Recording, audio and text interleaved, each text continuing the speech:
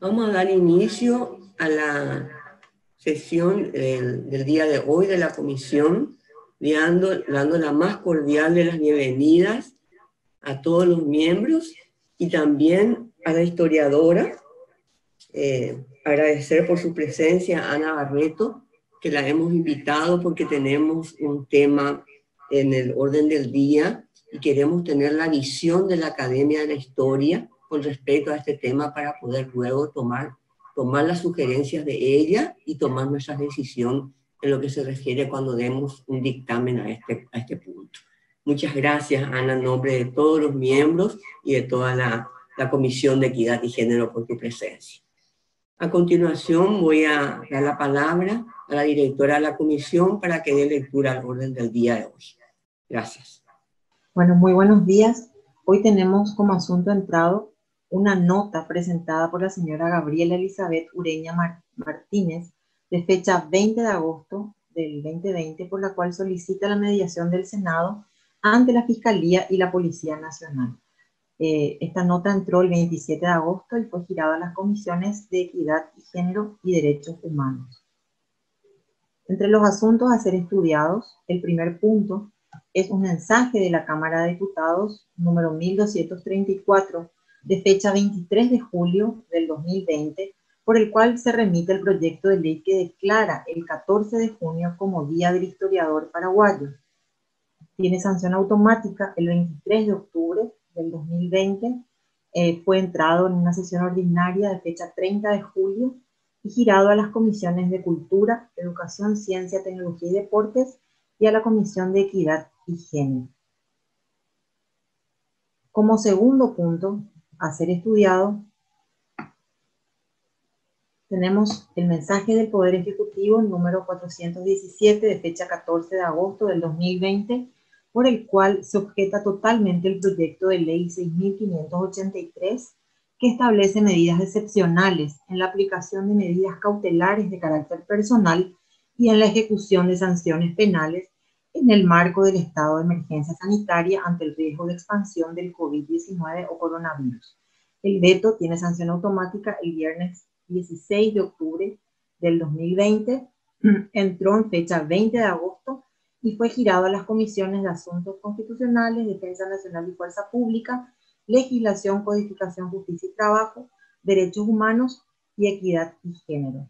Con respecto a los dos últimos puntos, en el punto 3, tenemos lo que tiene que ver con la audiencia pública virtual que estamos organizando conjuntamente con la Comisión de Derechos Humanos, cuya fecha de realización sería el viernes 4 de septiembre, y el segundo webinar organizado conjuntamente con Idea Internacional, Violencia Política de Género, Retos para la Ciudadanía de las Mujeres y la Calidad de la Democracia, cuya fecha de realización sería el 7 de septiembre. Nada más, presidente. Del orden del día, sí, voy a referirme al primer punto. El primer punto teníamos, ¿verdad?, el proyecto de ley que declara el 14 de junio como Día del Historiador Paraguayo. Como había dicho, esto tuvo origen en la Cámara de Diputados, donde fue aprobado y el proyecto fue presentado por la diputada nacional Esmérita Sánchez. Voy a proyectar un PowerPoint para dar una breve explicación de este proyecto. Por favor, si pueden proyectar.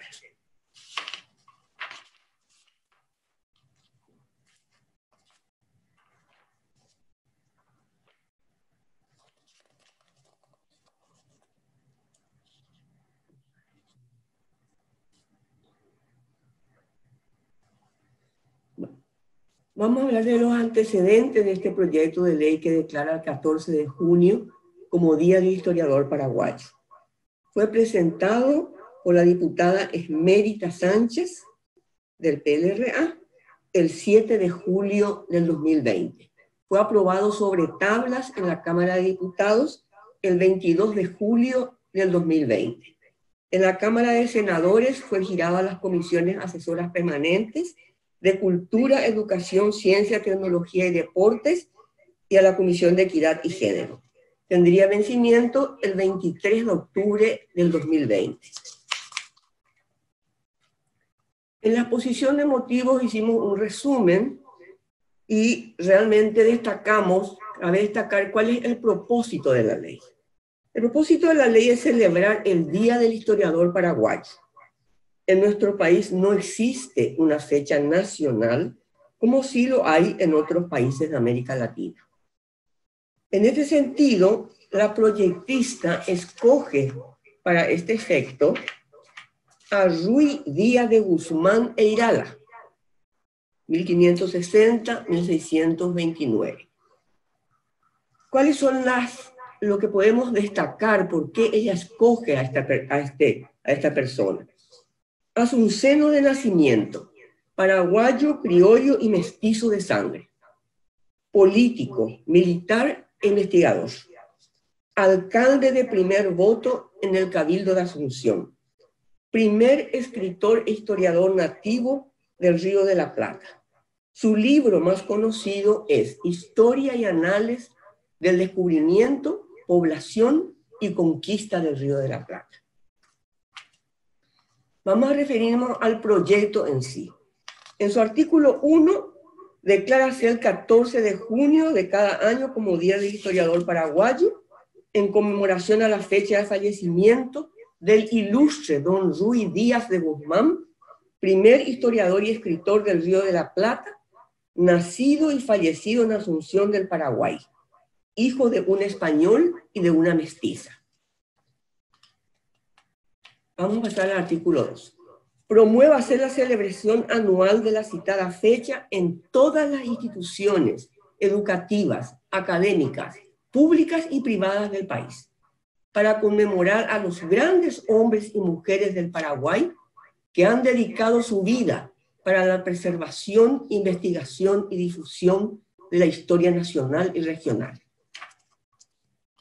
En el artículo 3, dispóngase que el Ministerio de Educación y Ciencias fomente el estudio de la historia del Paraguay en todas sus etapas, desde los tiempos de los guaraníes hasta nuestros días, para realzar el sentido de identidad, pertenencia y devenir nacional. Contenido, artículo 4.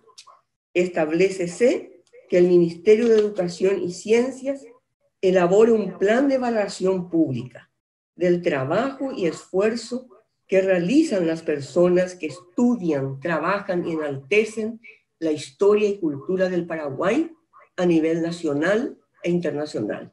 Artículo 5, comunicar a quienes correspondan. Luego quiero dar lectura de un extracto de este libro, ¿verdad?, de Ruy Díaz de Guzmán, de Historia y Análisis del Descubrimiento, Población y Conquista del Río de la Plata. ¿De dónde vine a tomar atrevimiento de ofrecer a vuestra excelencia este humilde y pequeño libro que compuse en medio de las vigilias que se me ofrecieron al servicio de su majestad, en que siempre me ocupé desde los primeros días de mi puericia hasta ahora? Y puesto que el tratado es de cosas menores y falto de toda erudición y elegancia, al fin es materia que trata de nuestros españoles, que con valor y suerte emprendieron aquel descubrimiento, población y conquista, en la cual sucedieron a las personas cosas dignas de memoria, y aunque en tierra miserable y pobre. Este es un extracto del libro Historia y Análisis del Descubrimiento, Población y Conquista del Río de la Plata. A continuación, y como queremos tener más luz, opiniones calificadas sobre este proyecto, porque si bien no tenemos ninguna crítica hacia el proyecto, pero queremos saber desde la voz de la historia, de una representante de nuestra historia, una estudiosa, y por eso hemos invitado a la historiadora Ana Barreto, quien se referirá a este proyecto desde la posición institucional de la Academia de Historia Paraguaya y el Comité Paraguayo de Ciencias Históricas. Gracias, Ana, y a continuación, Ana, te entrego la palabra. Muchas gracias.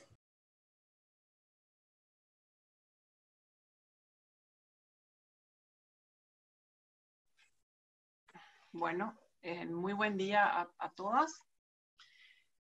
Muchas gracias, senadora Usinski, por la invitación, a Sonia, quien me comunicó para participar. Tuvimos, como Comité Paraguayo de Ciencias Históricas, tuvimos un acercamiento a este proyecto de ley cuando llegó a oídos nuestros a través de una llamada que hizo el presidente de la Comisión de Educación de Diputados, contándonos que existía este proyecto, lo cual abrió posibilidades que no habíamos explorado, y tengo que ser sincera, muy sincera en este caso, y es que la figura de un historiador siempre estuvo reconocida, pero no de la mejor de las maneras. Durante la época de Stroessner erigió un busto estando vivo, Juan Oleari, en los años 50, y a partir de ese momento existieron como varas para medir el pensamiento crítico, sobre todo relacionado al pasado, y era la vara del olearismo. Oleari sabemos que fue reconocido durante el estronismo como el gran historiador nacional, pero detrás de esa difusión de una historia muy centrada en guerras, completamente oscura de otros periodos históricos, por ejemplo, durante toda la época liberal, o sabemos bien que la figura de Estigarribia incluso fue relegada.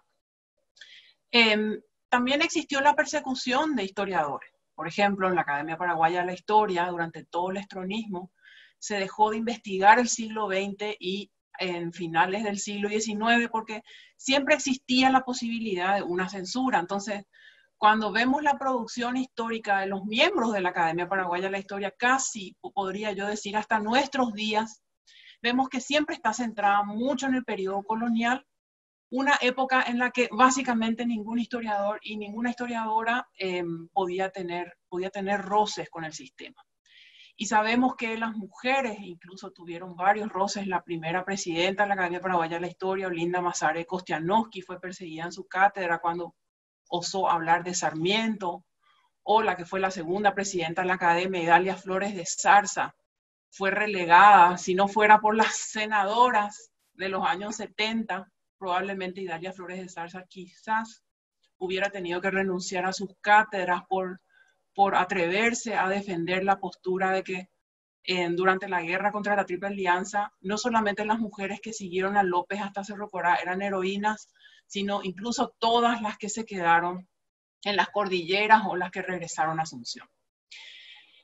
Cuando vimos el proyecto del Día del Historiador, obviamente muchos hicimos sonar nuestras alertas porque pensábamos que se acercaba de nuevo esa vara funesta del olearismo, pero no resultó así. Vimos que era la figura Ruiz Díaz de Guzmán, lo cual Ruiz Díaz de Guzmán, así como lo breve que leyó la senadora, el breve resumen, es absolutamente cierto. Ruiz Díaz de Guzmán era nieto de Irala, también nieto de Moricacé, aunque él nunca reivindica a su abuelo indígena en sus memorias. Emprendió en toda la época posterior al descubrimiento al establecimiento de Asunción como ciudad en 1540. Todo ese momento, una vez que Asunción es establecida como ciudad, a partir de ahí se convierte en amparo y reparo de la conquista. Eso significaba que todas las expediciones salían de la ciudad de Asunción. Esto significaba seguir hallando un camino hacia el Perú, reducir a pueblos indígenas para emplearlos en las encomiendas y seguir fundando nuevos establecimientos españoles frente a los portugueses. Ruiz Díaz de Guzmán fue partícipe, fue testigo de esas campañas. Obviamente la visión que él tiene es la visión de los españoles, él no toma partido por los indígenas. Y su obra es una de las obras, es la primera escrita por una persona nacida en estas tierras, en la gobernación del Paraguay. Eso es verdad, pero el libro siempre debe ser tomado con pinzas. el gran trabajo que vino a hacer un aporte inconmensurable al estudio de la época colonial, porque en realidad el libro de Ruiz Díaz de Guzmán sí fue el primero escrito por alguien que nació en estas tierras, pero no fue el primer y único libro escrito. Sabemos que cuando tenemos que remitirnos al momento de la conquista, al momento de la fundación de Asunción y el momento del establecimiento de Buenos Aires, el libro Viaje al Paraguay de Ulrico Schmidl es un libro que actúa sumamente de base, aunque sabemos que ese libro tiene algunas cuestiones fantásticas, ¿verdad? Como las mujeres indígenas que vivían en el Chaco, que a mí siempre me causa mucha gracia, pero era parte de la fantasía de estos hombres, ¿verdad? Ulrico Schmidl decía que había una tribu indígena que eran ellas, que era una tribu toda completa de mujeres y que se cortaban un pecho desde pequeñas porque eran expertas en arco y flecha. Y entonces Ulrico revive así todo lo que se pensaba en Europa que existían y eran estas amazonas, ¿verdad? Pero tiene unas cuestiones que son usadas yo en las cátedras que tengo sobre historia del Paraguay, y todos los colegas que conozco usamos, no solamente acá, sino en todas las universidades del Río de la Plata. Ese libro se usa. El libro de Ruiz Díaz de Guzmán también, pero también ese libro fue sometido a una crítica. Bien, cuando supimos sobre lo del Día del Historiador, llevamos esta discusión a dos ámbitos. Yo soy miembro de la Academia Paraguaya de la Historia, soy miembro correspondiente, y del Comité Paraguayo de Ciencias Históricas soy miembro fundador. Al Comité Paraguayo de Ciencias Históricas llevamos esta discusión y no encontrábamos, o sea, la finalidad del proyecto es la de estimular la imagen de los historiadores y de las historiadoras, aunque esa es una cuestión, por ejemplo, que discutimos, a ver si es que realmente se tenía que llamar, y sería muy importante que exista este día, se tenía que llamar el Día del Historiador, o Día del Historiador y la Historiadora, o lo que siempre solemos pensar en el Comité Paraguayo de Ciencias Históricas, es que las ciencias históricas están conformadas por un sinnúmero de profesiones que no necesariamente tienen la carrera de base de la historia concretamente, sino en las ciencias geográficas humanas. Nosotros tenemos a Fabricio Vázquez, que es uno de los geógrafos en humanos más reconocidos del Paraguay. Le tenemos a la única arqueóloga paraguaya formada en una universidad extranjera, Mirta Monjes. Y son de alguna manera profesiones que engloban todas las ciencias históricas. Entonces estamos pensando si también no podría existir el día de las personas dedicadas a las ciencias históricas, así tomadas en general. Y que decía solo Día del Historiador a secas cuando nosotros seguimos el tratamiento del proyecto de esta ley, y justo ese mismo día la diputada emérita propuso dos cosas: el Día del Historiador a secas, pero sin embargo cuando propuso el Día del Bailarín y la bailarina paraguaya, sí hizo esa distinción de género que nos llamó la atención. La comisión decía que la Comisión de Educación nos solicitó una postura, empezamos a trabajar sobre esa postura, pero fue una sorpresa que eso haya tenido el tratamiento de tablas, como si fuera una cosa extremadamente urgente. Cuando hicimos una revisión, bueno, así como estoy narrando, hicimos la revisión sobre Ruiz Díaz de Guzmán, sobre su libro Anales del Conocimiento y Conquista del Río de la Plata, que en Argentina recibe el nombre como La Argentina. Eso también es siempre una discusión grande. Y en realidad el doctor Eric Caballero Campos propuso una fecha, él y junto con el doctor Ignacio Telesca son los conocedores más grandes que tenemos, me atrevo a decir, sobre historia colonial. Y Eri nos contó acerca de una decisión institucional que nos gustó muchísimo, porque en realidad en ambos lugares donde estoy, tanto en la academia como en el comité, siempre que pensamos lo hacemos de manera institucional, ¿verdad? Que también nos llamó la atención que el proyecto no haya salido de ninguna de las instituciones, ni de ningún miembro, de ninguno y de ninguna miembro de ambos lugares. Bueno, y lo que Eric nos contó fue que el Cabildo tomó una decisión. El Cabildo sería básicamente lo que hoy es el Senado. Tomó la decisión de encomendar una tarea de escritura del pasado. Y es muy importante esta decisión porque es finales del siglo XVIII y es la primera vez, estamos hablando de 600, 700, estamos hablando casi 250 años, 250 años posteriores al establecimiento de la ciudad de Asunción, que en realidad existen los recursos y las personas que pueden llevar adelante una tarea así. Y hay que señalar de que en las provincias, la provincia del Paraguay fue una provincia extremadamente pobre, justamente. El momento de las grandes transformaciones empiezan en esa época, 1783, 1790, el momento antes de la independencia, un momento de una prosperidad económica que el Paraguay no había tenido nunca antes en su historia. Y no se puede juzgar la producción sobre el conocimiento histórico que tenía la provincia del Paraguay con la que gozaba, vamos a decir, la provincia de las Misiones, que estaba administrada por estos pueblos jesuíticos que incluso tenemos restos hoy en día en el Paraguay. Lo que salía de las Misiones es absolutamente incomparable. De las Misiones salía arte, de las Misiones salía conocimiento, de las Misiones salía astronomía, salía música. Las misiones se manejaban y los padres jesuitas tenían recursos no solamente económicos sumamente poderosos, sino que además tenían el conocimiento de los padres que venían de Europa para el establecimiento en estos 30 pueblos, las misiones jesuíticas. En el Paraguay no sucedía eso. Pero a raíz del Tratado de San Ildefonso, donde finalmente España y Portugal, después también de 250 años de reñida puja sobre los límites, deciden al menos ponerse de acuerdo en Europa sobre que los límites se van a fijar con mojones. Sabemos que esto no se llevó a cabo, aunque una partida, las 4 partidas de la Comisión de Demarcación de Límites estuvieron presentes en el Río de la Plata. ¿Qué significó la venida de todos estos integrantes de la Armada Española?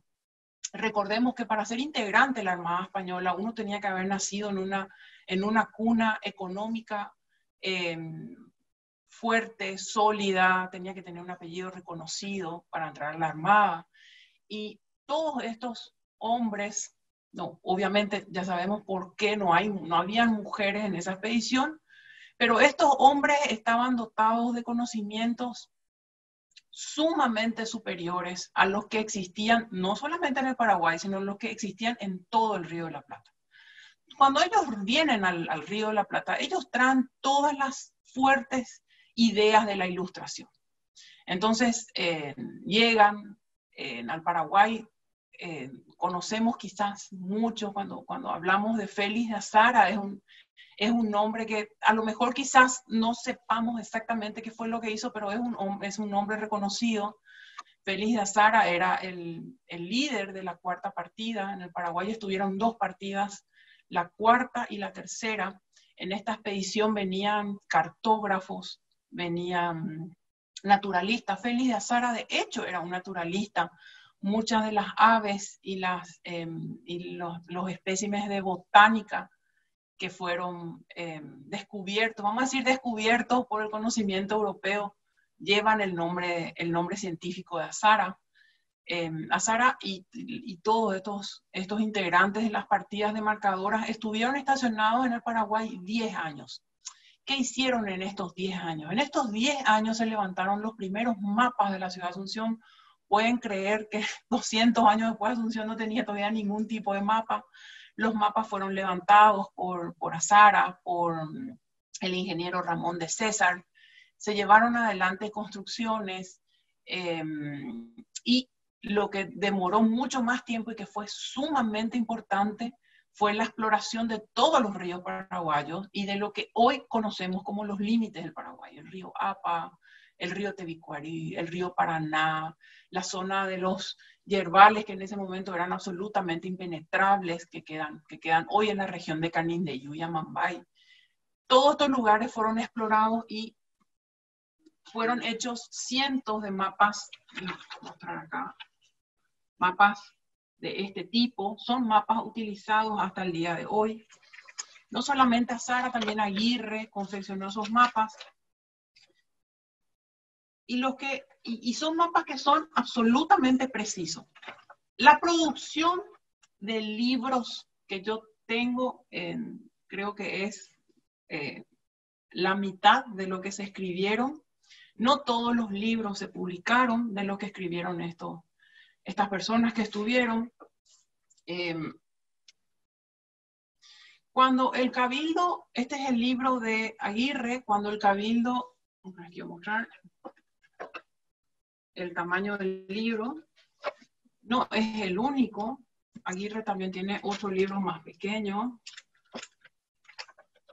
Cuando el Cabildo da la orden, y esto nos gustó y nos pareció sumamente importante, porque el proyecto de ley establece el Día del Historiador como para darle énfasis a la profesión. Y por otro lado, como para que eso sea tratado en las escuelas. Obviamente sería fantástico que el Paraguay tenga más personas dedicadas a las ciencias históricas. Pero hay una cuestión que los historiadores también discutimos. La historia o el conocimiento del pasado tiene que servir cada vez más para coadyuvar a que los políticos o las instituciones del Estado tomen medidas que sean mucho más ajustadas a la realidad que tiene un país.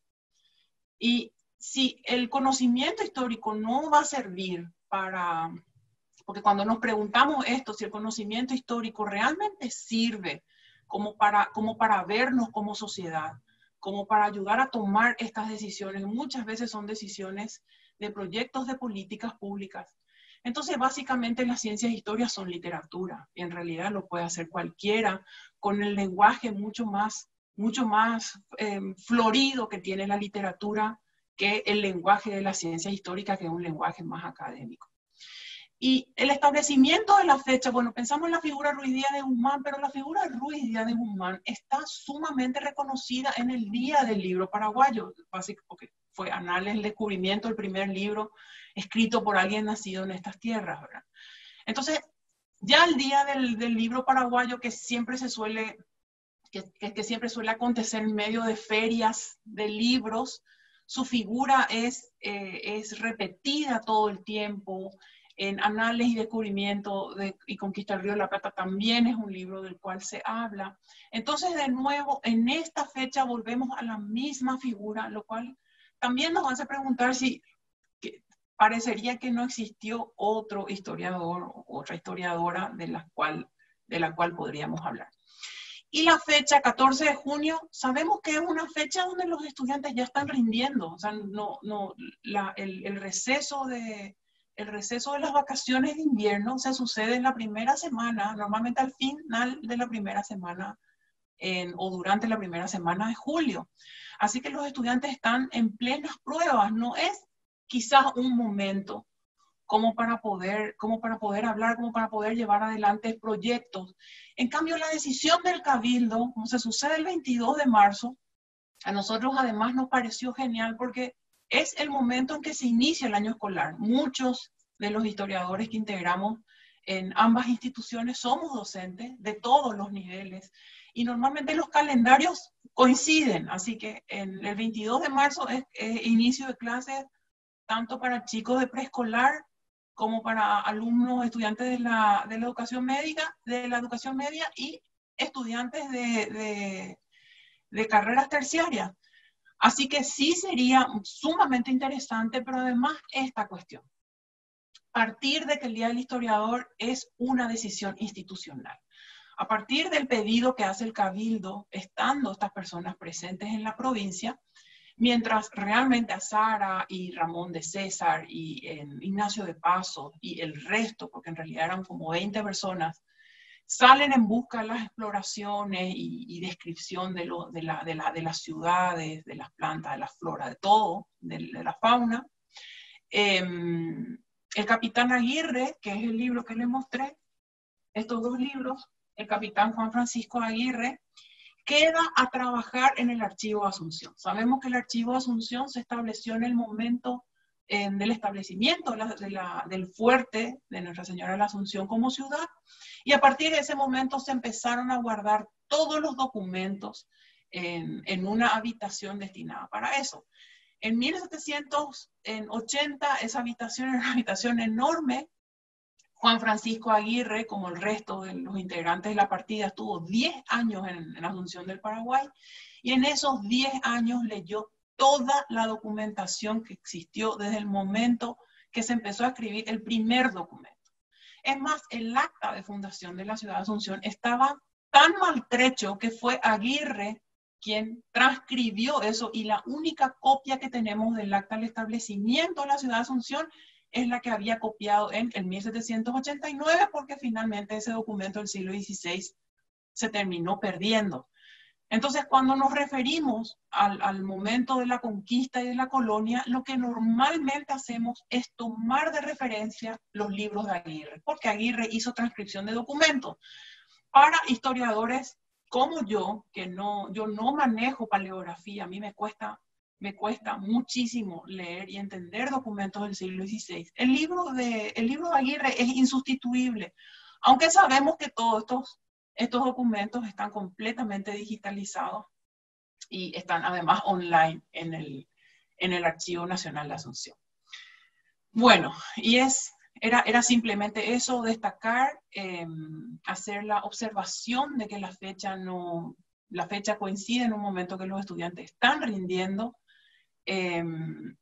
Yo no les sabría decir como historiadora si en realidad debería existir una fecha solo para felicitarnos entre nosotros y hacernos algún regalito. Creo que la fecha tiene que ser una fecha que estimule la discusión y la importancia de las ciencias históricas.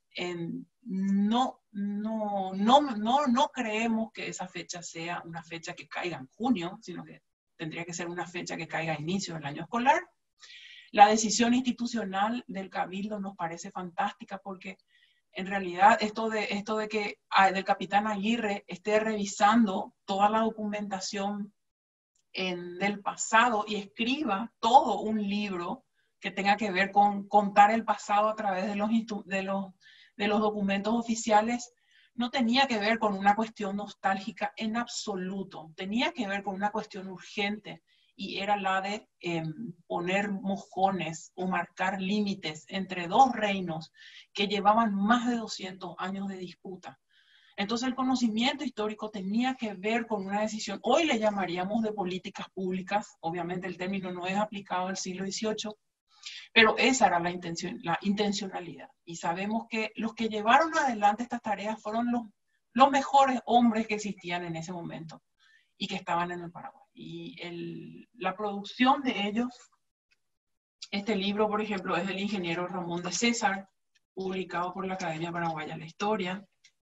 Y el libro de Azara, no traje todos los que tengo, traje solo uno.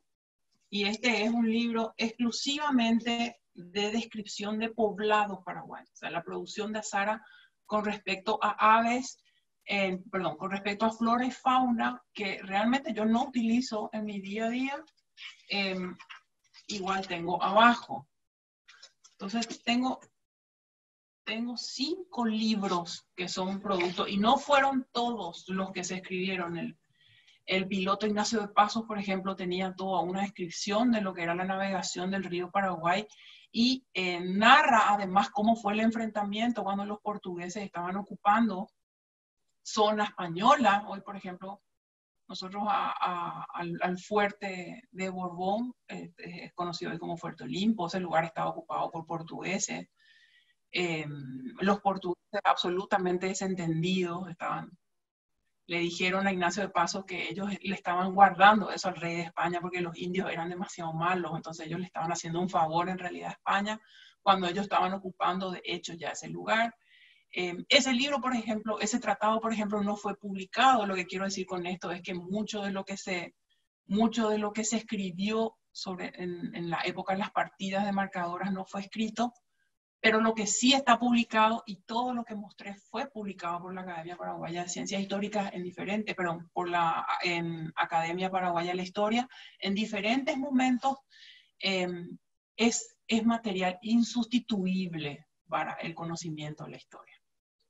Así que bueno, esa es la observación que queríamos hacer, y que, bueno, de hecho el presidente de la Comisión de Cultura nos pidió una postura institucional al comité que remitimos en estos días, pero es básicamente la que acabo de nombrar.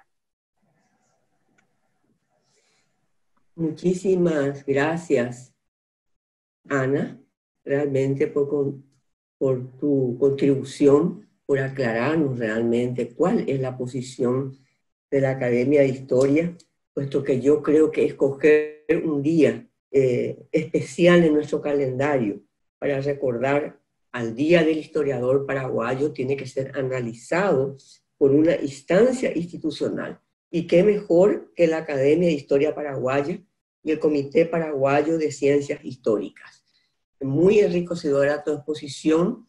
Yo creo que todas las técnicas, como así también la doctora Lilian Samaniego, los que estamos, la senadora Rúa, hemos escuchado esto, es valiosísimo para nosotros, y luego nos vamos a poner de acuerdo con otras comisiones, vamos a hablar del tema.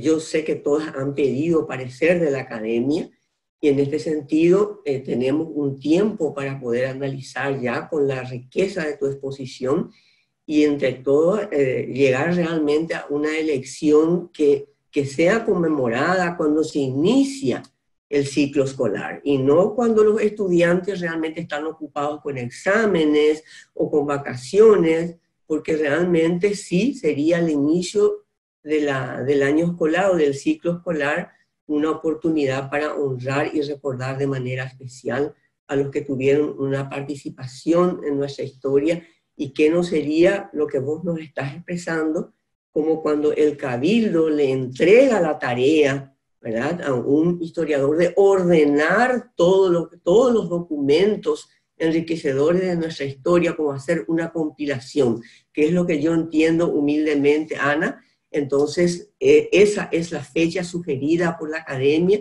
y la vamos a tener muy en cuenta. En nombre de todo el equipo técnico, de todas las senadoras que están asistiendo, te despido con un abrazo y te doy con un gran agradecimiento por tan enriquecedora exposición. Muchísimas gracias, Ana.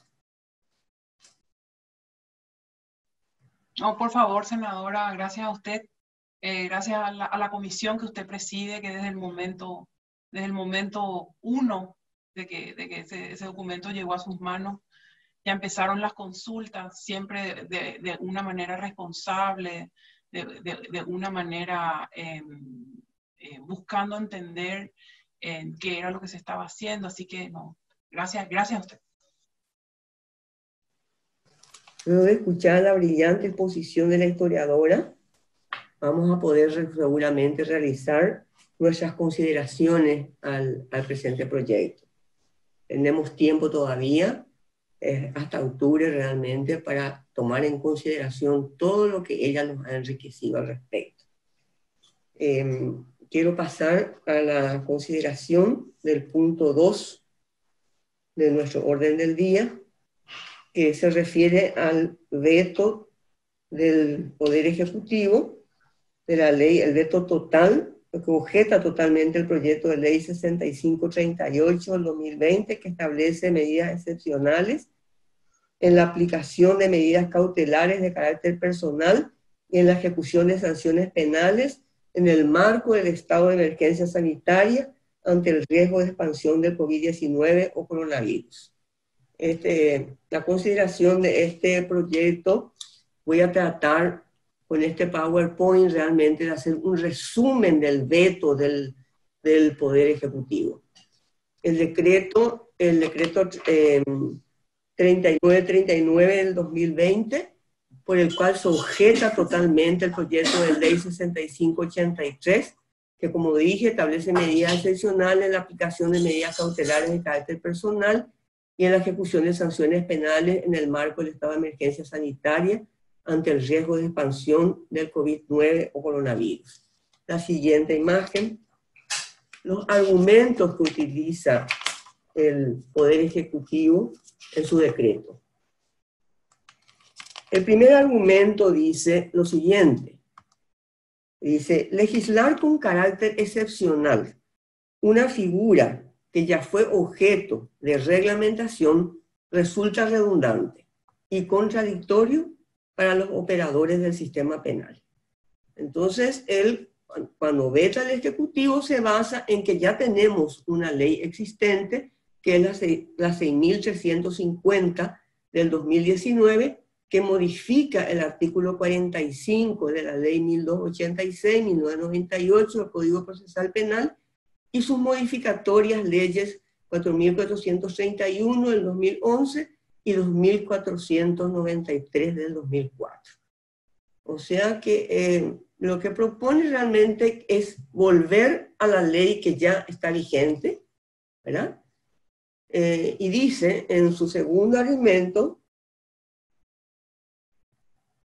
vamos a pasar, que la ley 6.350 del 2019 estableció un régimen diferente para la concesión de medidas alternativas o sustitutivas a la prisión preventiva bajo la figura de la suspensión de la ejecución de la prisión preventiva. Esta ley eliminó prohibiciones que debilitaban la naturaleza de una medida cautelar de orden personal y se estableció que el otorgamiento de esta medida cautelar de orden personal solo debe decretarse de manera excepcional. Esto es lo que dice un resumen, ¿verdad?, de lo que dice la ley a la que se refiere el Poder Ejecutivo.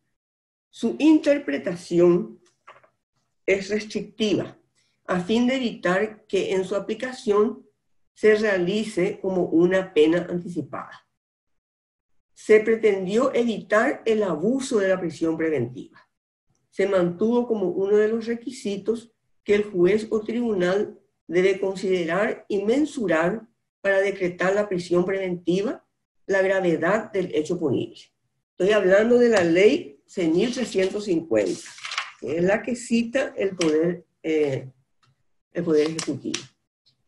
Por un lado tenemos la ley 6.350, que deroga la anterior redacción del artículo 245 del Código Procesal Penal.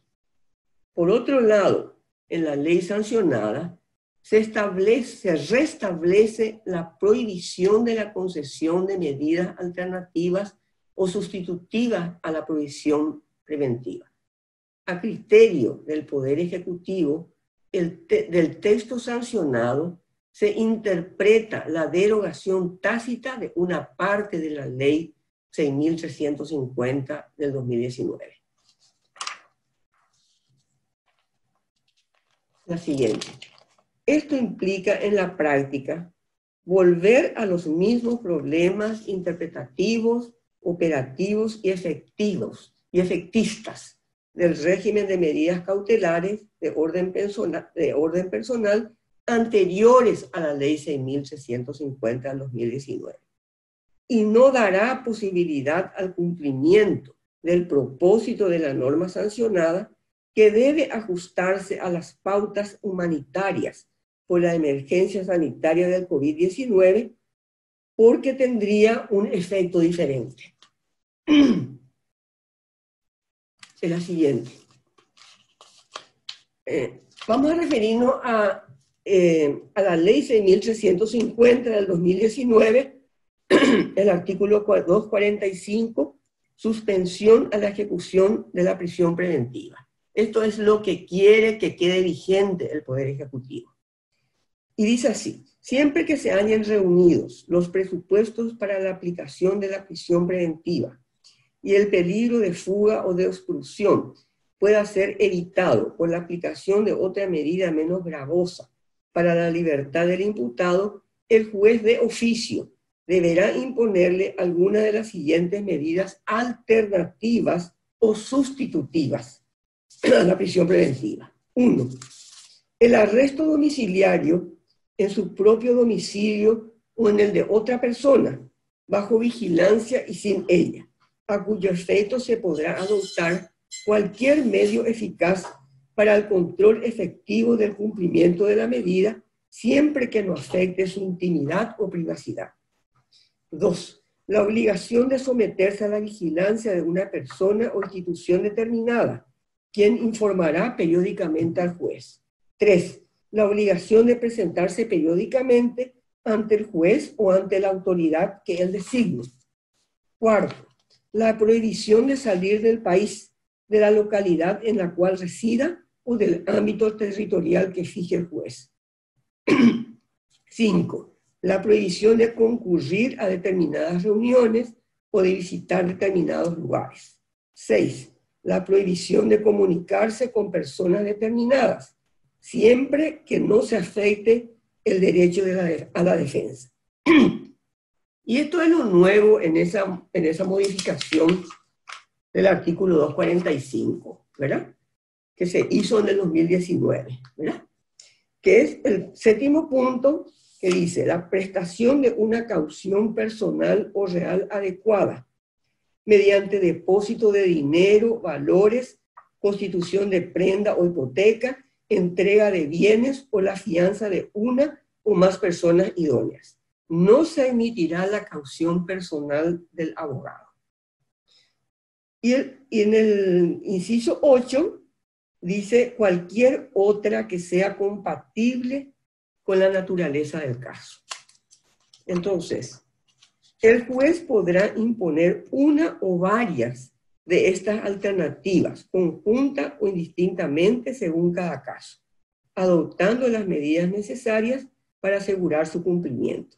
No se impondrán estas medidas contrariando su finalidad, que es asegurar la comparecencia del sospechado al procedimiento o al cumplimiento de la sanción.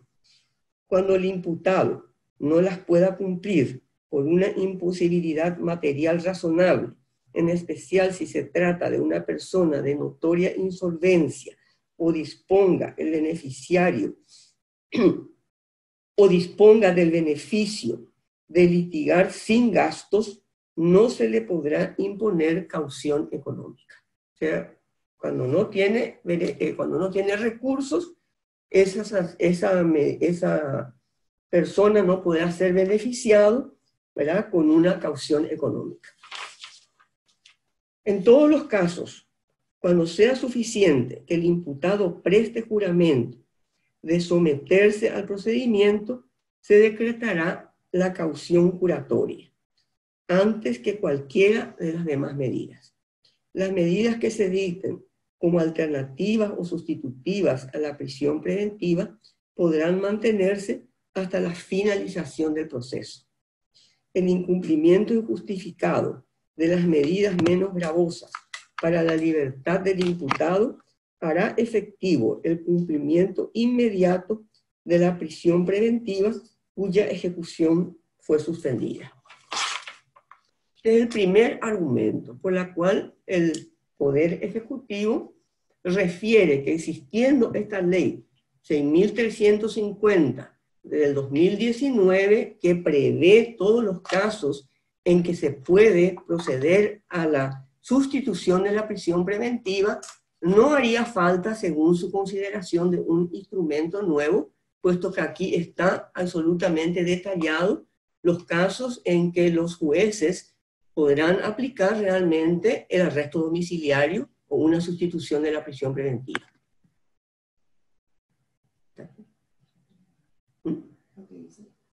Sí. Vamos a pasar al segundo argumento. No se requiere de reglamentación o ley especial al respecto, porque son los jueces quienes tienen el deber de evaluar y juzgar cada caso, conforme a las reglas interpretativas aplicables a su materia y sin perder de vista los postulados de la Constitución Nacional, el derecho internacional vigente y el Código Procesal Penal. Esto es la ley, es parte de la ley 6.650 del 2019, que modifica el artículo 45 de la ley, o sea, se refiere a la misma ley. Pero aquí lo que tenemos que destacar es el inciso 8, que es realmente cuando dice que cualquier otra persona que sea compatible con la naturaleza del caso. Esto es lo nuevo de esta modificación. El artículo 245 del Código Procesal Penal vigente establece que el juez dispone de las facultades para otorgar o rechazar medidas alternativas o sustitutivas y suspender la ejecución de la prisión preventiva. Incluso le autoriza a decretar cualquier otra medida que sea compatible con la naturaleza del caso, pudiendo imponer una o varias alternativas conjunta o indistintamente según cada caso, adoptando las medidas necesarias para asegurar su cumplimiento. Contempla cualquier situación en el marco del cumplimiento de las finalidades, las medidas cautelares en el proceso penal. El tercer argumento, la ley número 5.162 del 2014, el Código de Ejecución Penal, sección 2, incorpora principios fundamentales de aplicación a la ejecución de la sanción penal. Y refiere que rescata los principios, ¿verdad?, de dignidad humana y derechos fundamentales y humanidad. Se destacan los de dignidad humana, derechos fundamentales y humanidad, en lo que se hace hincapié en el respeto a la dignidad humana, a las garantías constitucionales y a los derechos universalmente reconocidos a los condenados. Estas disposiciones otorgan base sustancial para que los órganos jurisdiccionales competentes apliquen las medidas compatibles con estos valores en el marco de la emergencia sanitaria por el COVID-19 con relación a las personas privadas de libertad. Se destacan los de dignidad humana, derechos fundamentales y humanidad. Esto ya estos son los argumentos realmente del Poder Ejecutivo. Nosotros recordamos que se ha tratado, que ha recibido que tenemos una ley modificatoria de esto que la hemos aprobado en el Senado, tanto en ambas cámaras, y que fue realmente para hacer más ajustes, más claridad a la aplicación de esta ley vigente, que surgió ese instrumento, ¿verdad?, que fue un proyecto de ley del senador Facetti, juntamente con el senador Apuril y juntamente con el senador Franco. Ese proyecto de ley pretendía realmente ajustar ciertas medidas para hacer que esto sea más controlado, pero este proyecto de ley, que realmente ha sido estudiado también por nuestra comisión en esa oportunidad, que le hemos agregado algunas modificaciones.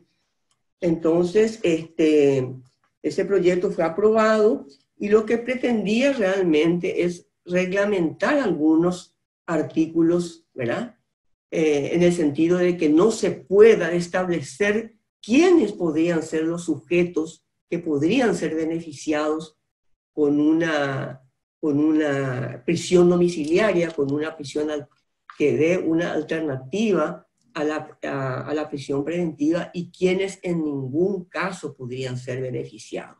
Eso es lo que hizo el proyecto sancionado en ambas cámaras: poner límites y establecer de manera taxativa quiénes podían ser los sujetos que podían ser beneficiados con esta medida sustitutiva a la prisión preventiva y quienes de ninguna manera podían ser beneficiados.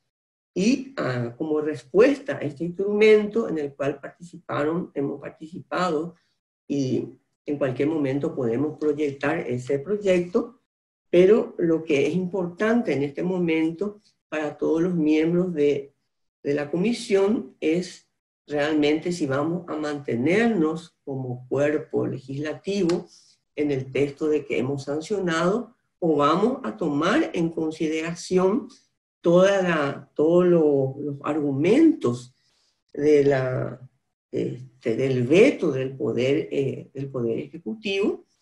Entonces, con las explicaciones dadas, dejo a consideración de cada uno de los miembros que integran esta comisión que hagan sus consultas al equipo técnico, todas las consultas jurídicas, para que oportunamente podamos realmente volver a analizar ambos, tanto el veto como el proyecto que fue aprobado, que tiene aprobación de ambas cámaras, y podemos expedirnos en el futuro trabajando nuevamente con otras comisiones, como por ejemplo la Comisión de Legislación, con la que hemos trabajado conjuntamente, y llegar así a un texto consensuado que nos haga que aceptemos o rechacemos en parte o rechacemos totalmente el veto. Eso ya va a ser una consideración y una decisión que la vamos a tomar seguramente en comisión y en coordinación con otras comisiones.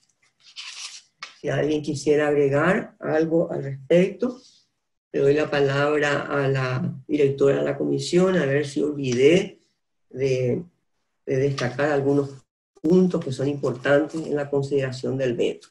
Procedo la palabra a la directora de la comisión, Irene. No, nada más decirles que el objetivo de esta presentación fue solamente mostrarles cuáles son los argumentos del Poder Ejecutivo para objetar totalmente este proyecto.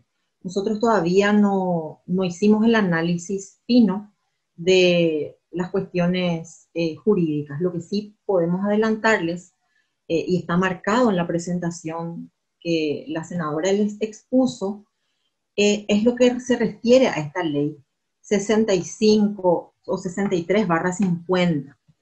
Fíjense que cuando el Ejecutivo dice que es una disposición absolutamente nueva, nosotros marcamos cuáles son las diferencias que existían con el Código Procesal Penal anterior a esta ley 6350, y la única diferencia con respecto al texto original tiene que ver con el inciso 7, que habla de la caución personal y que no se admitirá la caución personal del abogado. Y el inciso 8, que sí le da facultades al juez, es cualquier otra que sea compatible con la naturaleza del caso. Esas son las dos innovaciones de esta ley 6350 del año 2019. Lo que hacemos con la ley sancionada, nosotros, o sea, el Congreso en sí, ambas cámaras, es darle un marco al juez, del cual el juez no puede salir. Pero no quiero que pierdan de vista que esta ley es una ley de carácter temporal que tiene que ver únicamente con la pandemia. Y esta ley se refiere a los prevenidos, y los prevenidos justamente constituyen la mayor parte de la población penal. Las cifras son tremendas, son 10.181 personas prevenidas entre mujeres y varones. Y nos pareció oportuno tratar el veto, por lo menos empezar a considerar el veto, entendiendo que tiene vencimiento en octubre, porque es el momento de tomar una decisión con respecto a estas personas antes de que sea peor la situación. Entonces, lo que le decíamos a la senadora Mirta en el momento del estudio de este tema, es que indudablemente se trata de una cuestión política, una decisión política que les pertenece única y exclusivamente a ustedes.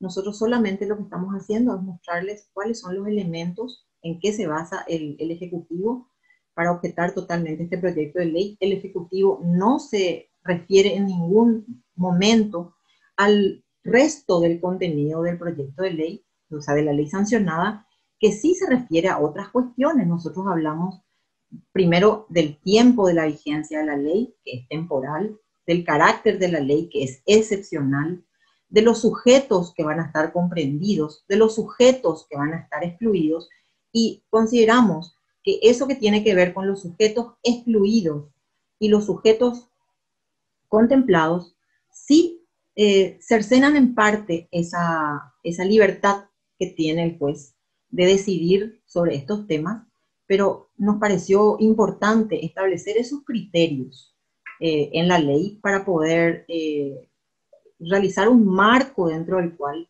se puedan otorgar o no estas medidas excepcionales durante el tiempo de la pandemia.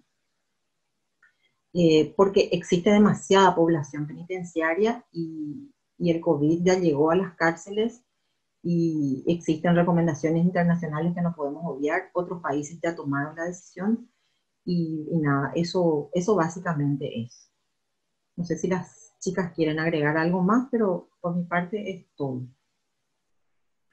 Sí, no sé si las senadoras, tanto Lilian como Georgia, quisieran hacer alguna pregunta al respecto. Yo no tengo nada, Presidenta. Yo tampoco, Presidenta. Para mí está muy claro. Gracias. Entonces, si ustedes me permiten, vamos a continuar. El tercer punto.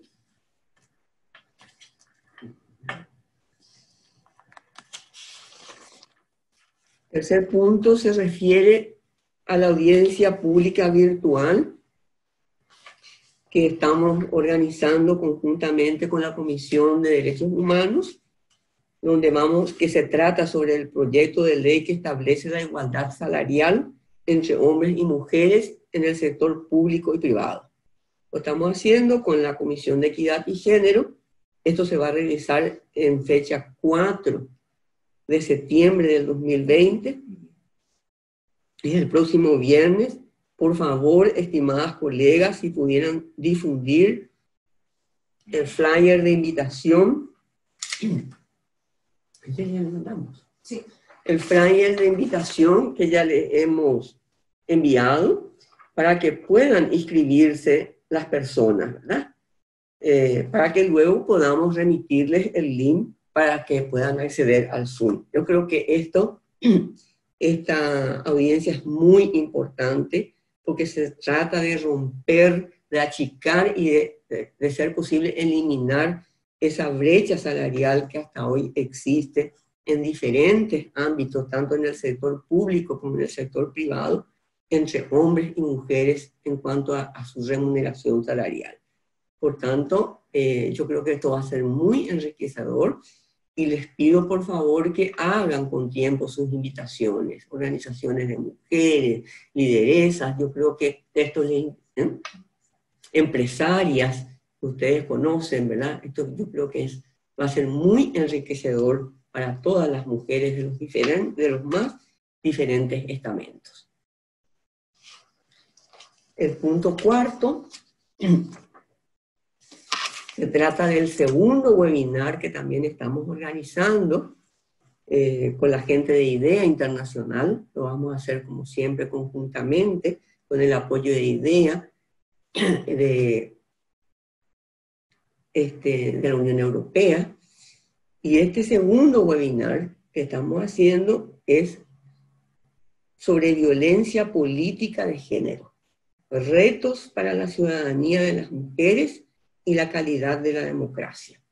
Esto nosotros teníamos pensado hacer en fecha pasada, ¿verdad? Pero a raíz de todas las coincidencias, nos dimos cuenta de que no iba a ser posible organizar, no nos habían acercado todavía los miembros, los integrantes de ambas comisiones, sus invitaciones, que queremos hacerlas con tiempo también para este webinar muy interesante. Y entonces pensamos y lo postergamos con acuerdo de IDEA Internacional que establecimos como una nueva fecha el 7 de septiembre del 2020 para que tengamos, para ajustar el lugar, también ajustar una nueva fecha con los panelistas participantes y en lo que se refiere realmente a una mejor coordinación y organización. Este es el flyer que creo que hemos enviado ya a sus respectivos correos y WhatsApp. No sé si están conformes. Ya se están haciendo muchas invitaciones por parte de IDEA Internacional, como así también la comisión, ambas comisiones también, ¿verdad? También hemos invitado a la Comisión de Derechos Humanos.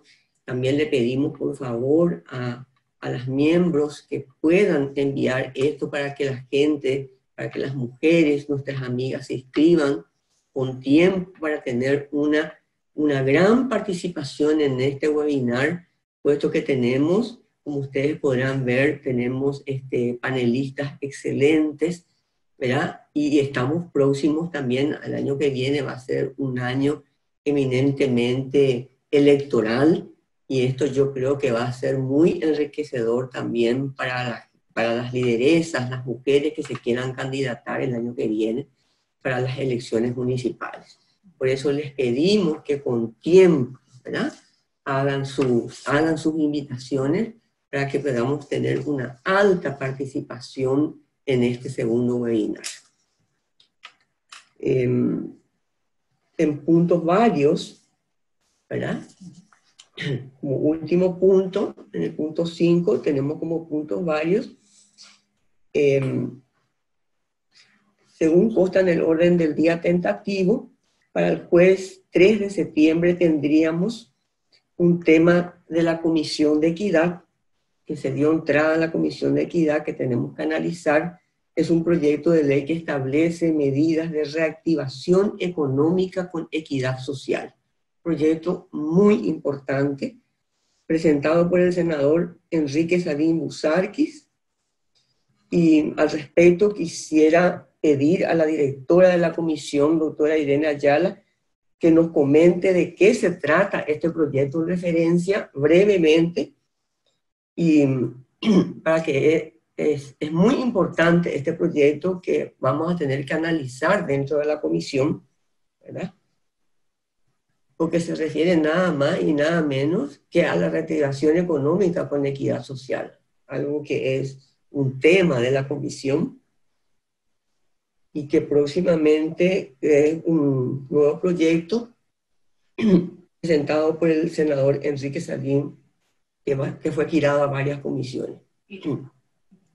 Bueno, este proyecto fue presentado por el senador Sarín Busarquis. El propósito del proyecto es la necesidad de que el Estado intervenga de manera directa para crear un ambiente económico y financiero para combatir un poco la crisis económica que generó el confinamiento de la pandemia del COVID con el menor impacto posible. En la exposición de motivos, el proyectista habla de que es el momento de tomar decisiones políticas en el ámbito económico, que eso va a tener una repercusión directa en el empleo y en el consumo, y también una repercusión indirecta en la lucha contra la pobreza, y que es el momento de mirar un interés superior, que en este caso sería el país por encima de cualquier otro interés. ¿Cuáles son las claves que él propone para combatir la crisis económica? Él dice que las pymes, que las MIPYMES, las micro, pequeñas y medianas empresas, están alrededor de 800.000 MIPYMES, cifra que revisamos y no es exacta. Sonia les puede dar más datos al respecto, ella tiene los datos estadísticos, pero no son 800.000, como él refiere en su proyecto.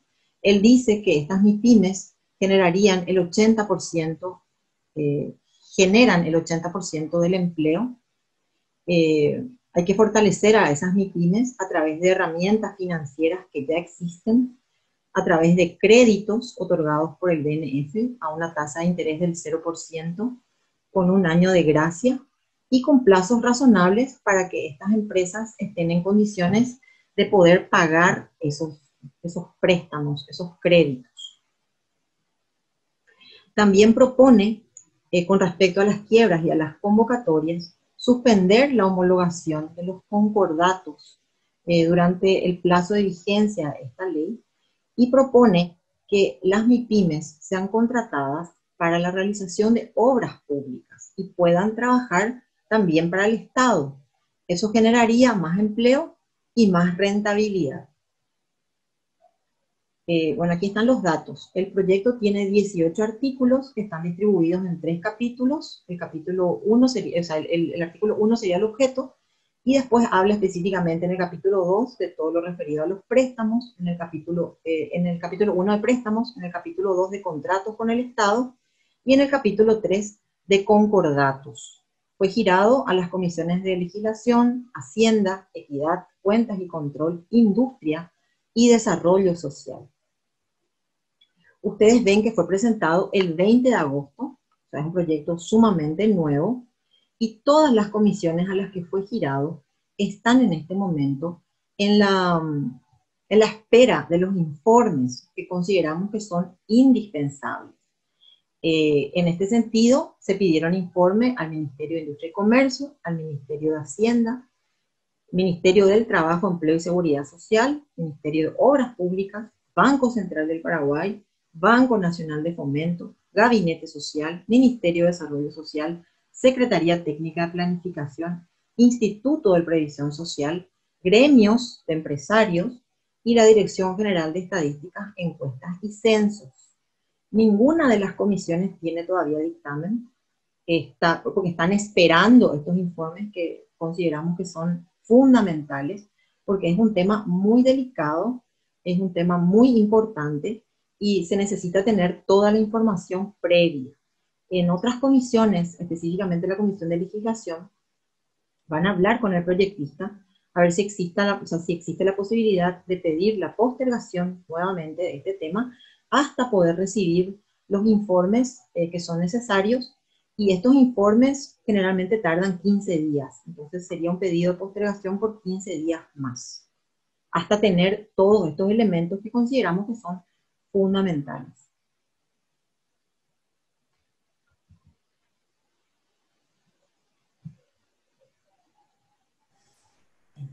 Bueno, entonces, después de escuchar a la técnica sobre una breve exposición sobre el proyecto y que estamos esperando también los informes, creo que podríamos, por el momento, si ustedes están de acuerdo, elevar un dictamen por la postergación. Senadora Rúa tiene la palabra. Sí, gracias. Quiero hacerle una consulta nomás a nuestras asesoras. ¿En qué consiste la modificación que plantea? Si podés señalarnos, Irene, de manera práctica, ¿cuál es en qué va a beneficiar a MIPYMES, en qué va a beneficiar la reactivación económica, el planteamiento que él hace específicamente? Lo del concordato ya entendí, no sé en qué beneficiaría suspender las homologaciones de concordato, porque te traba juicio, te traba procesos, te traba acuerdos.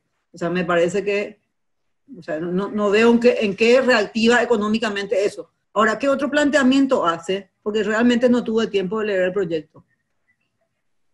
Bueno, el proyecto en sí, durante todo el proyecto, habla de los préstamos.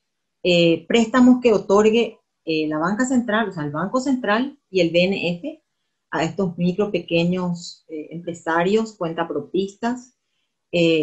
Lo mismo que está expuesto en el PowerPoint, o sea, créditos blandos, créditos a una tasa del 0% de interés, cosa que a nosotros nos parece, no sé, muy irreal. O sea, plantea que se preste dinero sin cobrar ningún interés.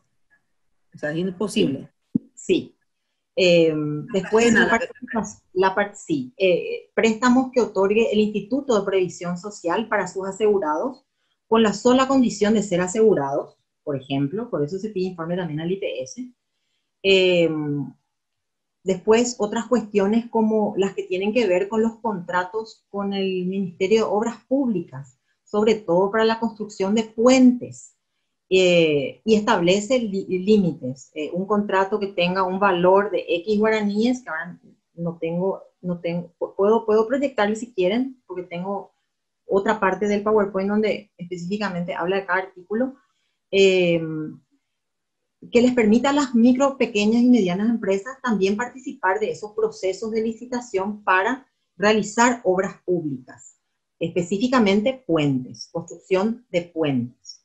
Y existen límites, un contrato mayor por una cantidad mayor de dinero para determinadas empresas con determinadas características. Y después, la otra cuestión, bueno, a nosotros nos llamó la atención desde el punto de vista de nuestra comisión, que el proyecto de ley solamente en su acápite y en su artículo 1 habla de la equidad social. Y el concepto de equidad social no se refiere únicamente a una cuestión de asistencialismo a las micro, pequeñas y medianas empresas. Es un concepto muy amplio, porque tiene que ver con los grupos vulnerables, con las personas en situación de vulnerabilidad, y en el caso específicamente de las mujeres, o sea, no, el proyecto únicamente se refiere a ese aspecto, y es muy asistencialista, o sea, tiene ese corte asistencialista, y hay miles de documentos de la CEPAL que nos pueden arrojar luz sobre eso, que realmente van a darle un enfoque de equidad social a este tema, porque realmente es un tema que está puesto en el debate público, en el debate de toda América Latina y del mundo hoy con el tema de la pandemia, la reactivación económica y cuáles son las soluciones que los países le dan a este tema, no luego ya durante la pandemia, sino pensando ya en el post-pandemia, ¿verdad? Y nuestro país viene con miles de problemas estructurales, ya que tienen que ver con la pobreza, con la desigualdad, y que hoy se recrudeció todavía más con la pandemia. Pero este proyecto solamente se refiere a las micro, pequeñas y medianas empresas. Y tiene ese corte, o sea, es Sí. contratos, préstamos. Pero ¿cómo, por ejemplo, obligaría a que se le dé a las MIPYMES? Porque de hecho las MIPYMES pueden, en cualquier licitación pueden participar si quieren, no les está prohibido. ¿Qué es lo que plantea? Que se flexibilicen las exigencias para ser prestador de servicios del Estado. Así Si mismo. vos flexibilizas eso, exponés a que después no se realice la obra y se le estafe al Estado. O sea, por allí sería flexibilizar la Sí, exigencia para ser prestador de sí. servicios. Por Sí, allí iría la... flexibilizar las exigencias para el acceso a los préstamos, flexibilizar las exigencias con respecto a la realización de estas obras, pero sí topea las obras. O sea, una empresa no puede hacer más de dos obras en un periodo de tiempo, pero lo que nos preguntábamos nosotras con el equipo técnico es cómo una micro, pequeña empresa estaría en condiciones de realizar una obra pública grande, o sea, de envergadura, o sea, cómo no tiene los elementos. Pero para nosotras lo fundamental es que solamente se refiere a ese aspecto. Y ese aspecto asistencialista hoy es un tema, es una cuestión conceptualmente muy discutida. No puede circunscribirse únicamente a ese aspecto. O sea, si vamos a hablar de una reactivación económica con equidad social, no podemos perder de vista a estos colectivos, a estas personas, desde lo social, desde lo social. Tiene la palabra Sonia, que quiera agregar algo más. Dos cositas nada más. Es importante ver también el tiempo en la presentación de la propuesta. Se te silenció, Sonia, se te silenció. El tiempo de la crisis, de la pandemia, ese es el tiempo de presentación de este proyecto, y esa situación de emergencia sanitaria tiene como gran marco de acción la Ley de Emergencia Sanitaria y su decreto reglamentario, en donde varias de estas cosas respecto a los préstamos, respecto a los requisitos, ya están contemplados. El Banco de Fomento tiene un plan COVID especialmente desarrollado, un programa COVID. El Banco Central tiene 2 resoluciones que flexibilizan su vinculación con los bancos de plaza. Entonces son muchos aspectos, como bien mencionaba Irene, que tenemos que seguir analizando para poder brindarles a ustedes todos los elementos para una mejor decisión y que no se estén duplicando los esfuerzos que ya se han hecho en este sentido. Sin embargo, también mencionar que el Ministerio del Trabajo, Empleo y Seguridad Social es fundamental en este proceso para conocer dos cosas. ¿Cómo ha afectado el desempleo en este tiempo? Hemos sido testigos, indudablemente, pero ¿cuáles son las cifras duras? Y por otro lado, el Ministerio de Industria y Comercio, a través del Viceministerio de MIPYMES, ¿cuál es la realidad de la situación de las MIPYMES en Paraguay? ¿Cuántas están en la formalidad? Porque hay una ley especial de MIPYMES reglamentada desde el año 2012 que también tenemos que revisar. Solo por mencionar esos detalles. Como así también con la Dirección Nacional de Contrataciones Públicas, por lo ya expresado por la senadora Rúa, respecto al tipo de contrato que deberían tener las MIPYMES en la propuesta para acceder a las obras públicas. La propuesta incluye hacerlo por lotes y una serie de cosas que tenemos que conocer a profundidad, repito, para poder darles la información precisa a todas ustedes y la decisión más oportuna. Bueno, creo que con estas consideraciones y es absolutamente conveniente, ¿verdad?, esperar que nuestro equipo técnico siga analizando para que tengamos argumentos realmente para en un momento dado decir, bueno, esto ya está contemplado en esta ley, esto está sobrelegislado, esto es posible, esto no es posible de llevar a la práctica. Entonces, por eso mismo estoy proponiendo un dictamen de postergación para que tengamos tiempo realmente de analizar, hacer un buen análisis de este proyecto, un análisis crítico, ¿verdad? Porque es un tema muy importante que hace la pandemia, pero tampoco podemos permitir que este tema sea sobrelegislado. Pongo a consideración de ustedes. Yo estoy de acuerdo, solamente quería consultar para tener un poquito más de datos nomás, pero estoy absolutamente de acuerdo en que hay que postergar. Se presentó el 20 de agosto, no tenemos respuesta de las instituciones, o sea que lo razonable es postergar, no tiene lógica legislar de esta forma. Sobre todo creo que planteando así se va a rechazar. En realidad me parece que se va a rechazar luego igual, ¿verdad? Pero por lo menos pidamos todos los informes correspondientes y veamos si algo útil se puede sacar de esto, ¿verdad? Pero estoy de acuerdo, Presidenta.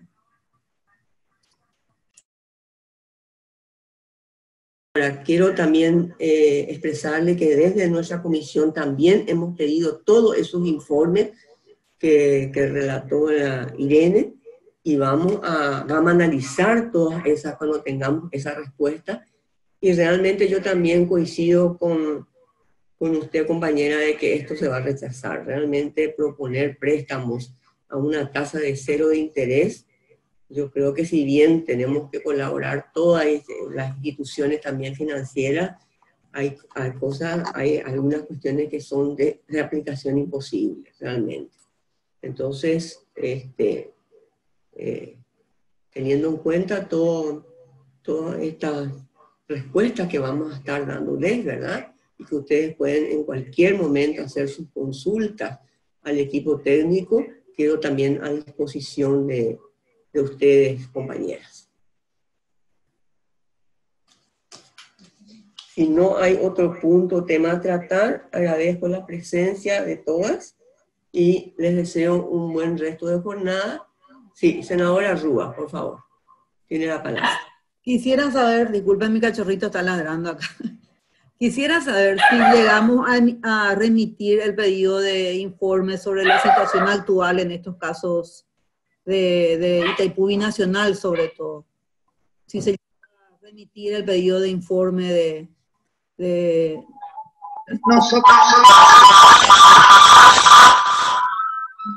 Nosotros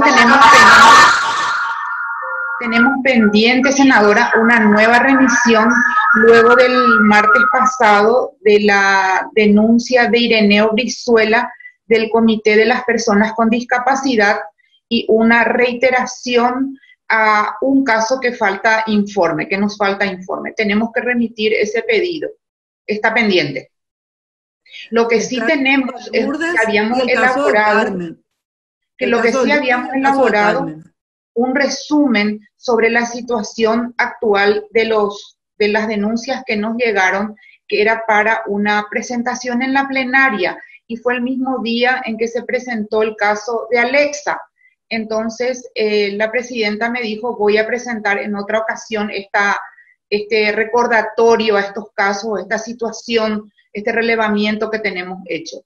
Pero sí nos queda pendiente hacer el seguimiento al último caso, que fue el martes pasado, que lo dimos entrada, el de Ireneo Brizuela, del Comité de las Personas por Discapacidad. Gracias. ¿Sí? ¿Alguna otra pregunta, por favor? Por mi lado, nada.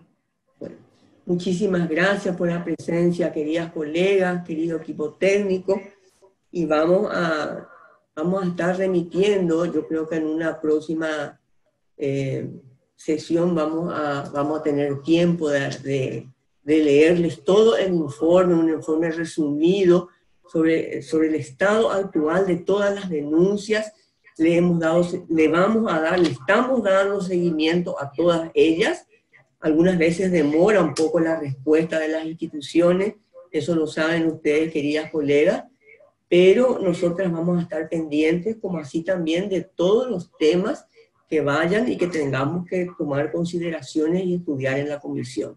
Y le vamos a estar comunicando. Vuelvo a reiterarles, por favor, las invitaciones, tanto para el webinar para la audiencia pública que tenemos el viernes próximo, conjuntamente con la Comisión de Derechos Humanos, para que realicen sus invitaciones, por favor, y obviamente que estaríamos muy felices de que ustedes mismas puedan participar en esa audiencia, como así también a nuestro webinar, que se va a realizar el lunes próximo, desde las 5 de la tarde, ¿verdad? Y para que vayan cursando sus invitaciones. Muchísimas gracias por todo. Y senadora Lilian, ¿alguna...? No, presidenta, todo bien, y saludo ahí a las chicas y a la senadora Arrua. Y estamos acá. Muchísimas gracias. Y hasta Gracias a todas. Chao, chao. Chao, chao.